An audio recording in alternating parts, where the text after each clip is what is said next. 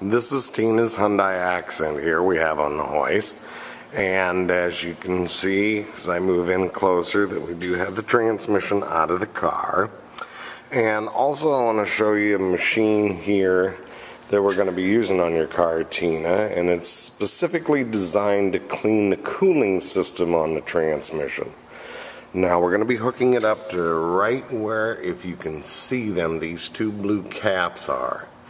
And oftentimes when transmissions fail, they create small amounts of friction material and fine metal debris that can get lodged in this cooling system here. And if you don't properly clean that, this debris can eventually make its way back into a new transmission and cause a repeat failure that nobody wants. And this particular machine right here is designed specifically to do just that. And so we'll move on over here to the teardown bench where we've got the pan off of your transmission and your transmission out and apart. And in the pan here, you can see these round discs like right here. Now these are magnets. And this particular one I took out of there and I cleaned up just to give you an idea of what they actually should look like. And here on these other ones you can see how they've gotten bigger and the metal debris that is accumulated on these magnets. When we got the pan off your transmission, this is where we discovered that yes, you truly did indeed have a problem inside the transmission. Also shown in this picture are some of the external covers that we have to remove in the process of disassembling your transmission to inspect it. Now here inside this solvent tank just shows some of the smaller pieces that we need to clean up by hand individually in the process of rebuilding your transmission. And now we'll move on over to your gear train parts inside your transmission. Now this particular unit here is what we call a valve body. This controls the hydraulics inside your transmission. And these round cylinder pieces you see here are actually what we call shift solenoids. And they are what the computer uses to tell this valve body how to control the hydraulics inside your transmission.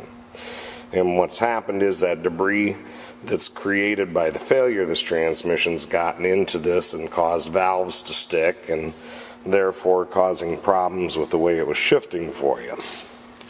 Now where this debris has come from, and I hope this will come out in the video here, is if I can get in close enough, is this area right here is a bushing. And it's designed to support this drum on the back of this piece here. And if you can kind of see that there's some scarring here, and that bushing rides right on this area right here. And this bushing has failed and has allowed this drum to wobble around on the back of this piece, causing these particular grooves that you see here. Now this part is damaged beyond repair or being able to be reused, and in the process it damaged these areas here also on the back of the pump.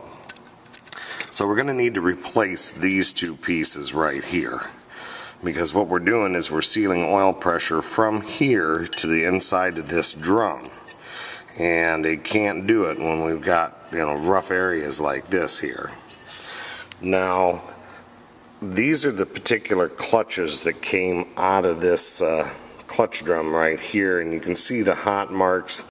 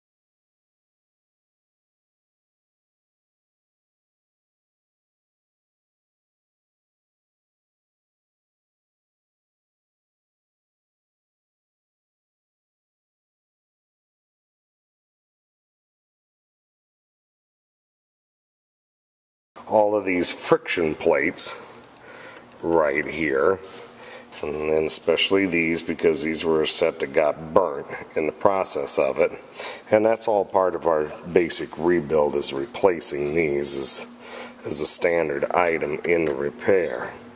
And then this is also the band. This particular transmission has one band in it, and it's getting some dark streaks in it where it's going to need to be replaced also. Now, the last item here is the actual torque converter itself.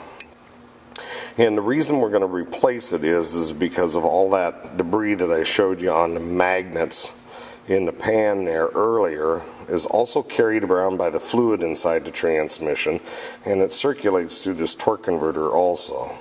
But what happens is this debris gets settled in between all these fin areas here inside and in the nooks and crannies of it, and there isn't any way to flush that out properly without cutting it apart. And if we use it over again, eventually the new fluid will start to wash some of that debris back out of that torque converter and into the transmission itself, where it can get back into this valve body and cause the valving in here to stick, and creating yet another future problem with the transmission.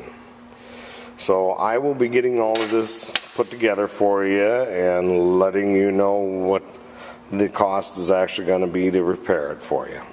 Thank you.